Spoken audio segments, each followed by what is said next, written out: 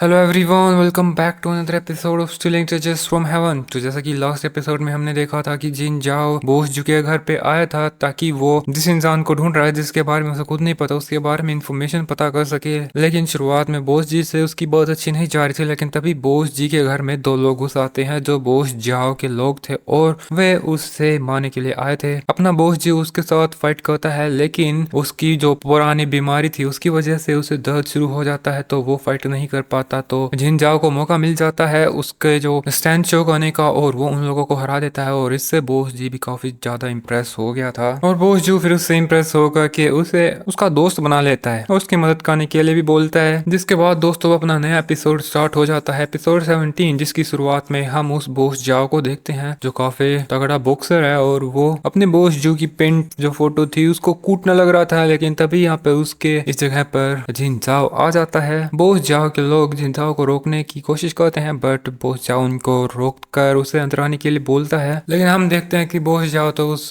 Boxing bag के साथ practice किए ही जा रहा था और ऐसे ही उस पे पंचेस मारते मारते वो उस हैवी बैग को जिन जाओ की तरफ फेंक देता है तो वो खुद को डिफेंड करता है। उसी के साथ ये दोनों आपस में फाइट शुरू कर देते हैं। ये दोनों हाथों और पैरों से फाइट कर रहे थे, लेकिन बीच बीच में वो हैवी बैग भी इनके बीच में आ रहा था। तभी हम देखते हैं कि जिन जाओ उस हैवी बैग पे लटक जाता है और फिर अचानक से बोस जाओ के पीछे आता है और वो काफी ज्यादा इससे इम्प्रेस हो गया था। वो बोलता है बहुत अच्छे और हंसने लग गया था। ये सो देख के जिनजाओ बोलता है क्या ये पागल है। इसके बाद वो पीछे आते हुए ड्रिंक करने लगता है और फिर पूछता है लड़के वैसे तुम हो कौन हो, तुम उससे चाहते क्या हो। तो जिनजाओ उससे पूछता है कि मैं ये जानना चाहता हूँ कि क्या तुम हारे और बोस जू के बीच में कोई मिसअंडरस्टैंडिंग है। इससे तो उसका पूरा चेहरा ही बदल जाता है और काफी ज्यादा गुस्सेल हो गया था। उसका कप फेंक के बोलता है कि मिसअंडरस्टैंडिंग ये सब उसी की वजह से हुआ है जहाँ रातों रात मुझे नींद नहीं आती, उसी की वजह से मुझे लोग पागल बोलते हैं क्योंकि जब मुझे गुस्सा आता है तो मैं लोगों को मारना शुरू कर देता हूँ। उसकी वजह से मैं कंट्रोल नहीं कर पाता खुद को। अब फिर से मैं उसे मारना चाहता हूँ, तुमने मुझे उसकी याद दिला दी। और वो वापस से हैवी बैग को पंच करने लगता है। जिनजा उसकी हालत देख के बोलता है तुम्हारी जो इंसोमेनिया की प्रॉब्लम है उसे मैं ठीक कर सकता हूँ, लेकिन इसके लिए मुझे तुम्हारा साथ चाहिए होगा। तो बोस जा बोलता है तुम होते कौन हो मेरे इंसोमेनिया को क्योर करने वाले। तो जिनजा उसका फोन घुमाता है और लकड़ी से बनी कोई चीज तो उसे देता है जो मछली जैसी दिख रही थी। बोस जा बोलता है तुम इससे मुझे क्यों करना चाहते हो, और इसी टाइम पे वो उसकी उंगलियां उस वुडन फिश के ऊपर मार देता है जिससे एक वेव उससे निकलने लगती है। जिंदा उसके कान बंद कर लेता है, लेकिन हमें दिखाया जाता है कि धीरे धीरे करके बोस जाओ के जो लोग थे वे सो जाते हैं और अभी बोस जाओ भी गहरी नींद में चला गया था। और उसके सोने के बाद जिंदा बोल रहा था देखा मैंने बोला था ना ये काम करती है। अपना जो बोस जाओ था वो सोया ही नहीं था बल्कि वो एक सपना देख रहा था। ये कहने लग रहा था कि ये पहली बार है जब मैं इतनी शांति से सो रहा हूँ, ऐसा लग रहा है मैं बादलों में उड़ रहा हूँ, ऐसा लग रहा है फाइनली कोई दुनिया में ऐसा है जो मुझे समझ पाया है। मुझे अपने बचपन की याद आ रही है जैसे जब मैं अपनी माँ की गोद में सोया करता था, मुझे प्रोटेक्टेड और अपनापन महसूस होता था जब मुझे कोई भी पछतावा नहीं था। अब मुझे किसी चीज का पछतावा नहीं है। और फिर हमें एक्चुअली में दिखाया जाता है कि बोस जाओ था वो जिन जाओ के गोद में सोया हुआ था और अभी वो जाग जाता है, बट मुझे ये समझ में नहीं आ रहा वो इसकी गोद में कैसे गया, वो तो नीचे सो गया था ना। और फिर वो खुद का होश संभालते हुए बोलता है कि क्या तुम मुझे ये ट्रेजर दे सकते हो,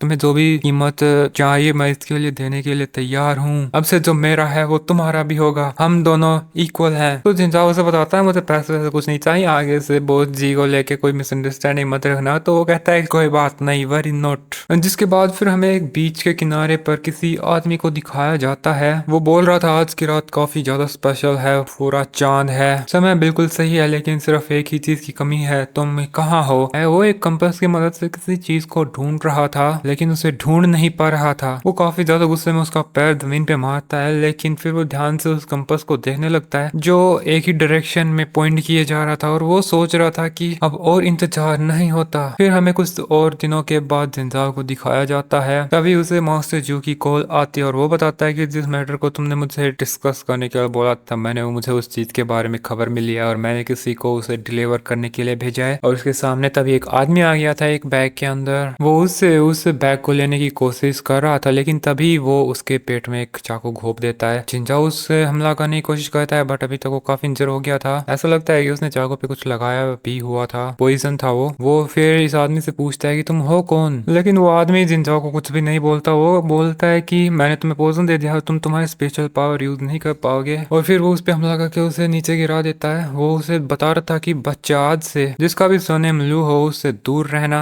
नहीं तो तुम्हारे लिए अच्छा नहीं होगा। तो जिनजाओ समझ गया था कि यही लोग हैं जो सिस्टर ल्यू यान को फॉलो कर रहे थे, लेकिन वो बताता है कि अब से जब तक मैं रहूंगा तब तक तुम उसे छू तक नहीं पाओगे। लेकिन फिलहाल तो वो उसके पैर के नीचे था। वो आदमी बोल रहा था कि मैं तुम्हें मौका दे रहा हूँ, तुम इसे ले क्यों नहीं रहे हो। लेकिन तभी हम पीछे से ल्यू यान को देखते हैं। वो आवाज लगा के बोलती है कि दूर हटो उससे। तो हमें दिखाया जाता है कि वो आदमी यहाँ से भाग गया था। सिस्टर ल्यू जिनजाओ को आके देखती है और कहती है, जो देखती है वो तो काफी ज्यादा इंजर्ड था, फिर बेहोश पड़ा था इधर। तभी यहाँ पर मास्टर जू का जो असली बंदा था, जो उसे न्यूज डिलीवर करने के लिए आ रहा था, वो आ जाता है और उसे आता देखकर सिस्टर ल्यू यान बोलते है कि तुम इसे हॉस्पिटल में ले जाओ, और फिर वो भी यहाँ से गायब हो जाती है। फिर हमें उसी आदमी को दिखाया जाता है जिसने जिनजाओ पे अटैक किया था। वो फॉरेस्ट में भागता हुआ जा रहा था और सिस्टर ल्यू यान पेड़ों पर छलांग लगाते हुए इस आदमी का पीछा कर रही थी और वो उसे काफी तेजी से पकड़ लेती है। वो बताती है कि ल्यू किंग ने तुम्हें भेजा है ना। वो आदमी तो मैं करता रह जाता है। तभी हम सिस्टर जाओ के हाथ में एक नाइफ को देखते हैं। कह रही थी कि उसी ने कहा होगा जिनजाओ को तुम्हें हर्ट करने के लिए। तो वो आदमी बोलने लगता है कि वो तो बस तुम्हारे